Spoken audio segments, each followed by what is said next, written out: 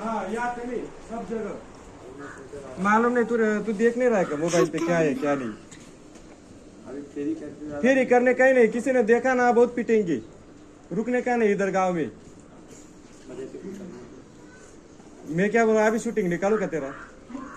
Shooting निकाल के सब गांव में छोड़ दूंगा अभी। दिखाओ तेरा आईडी कार्ड, दिखाओ।